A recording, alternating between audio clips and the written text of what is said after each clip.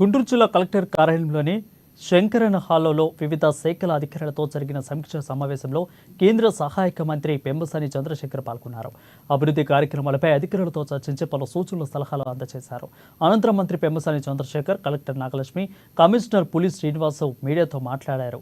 ఇక శంకర విలాస బ్రిడ్జి మార్చి 1 కల్లా టెండర్లు పూర్తి చేయాలని అధికారులకు ఆదేశించామని తెలిపారు.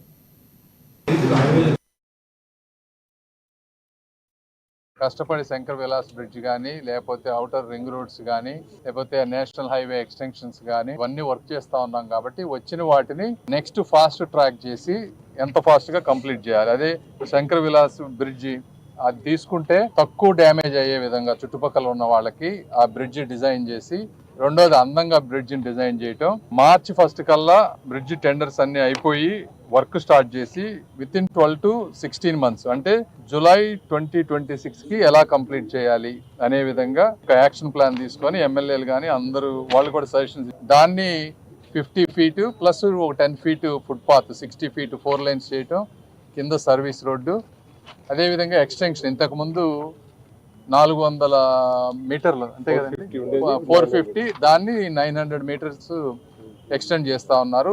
250 ఇటు సైడ్, ఇంకొక 250 అటు సైడ్ మొత్తం.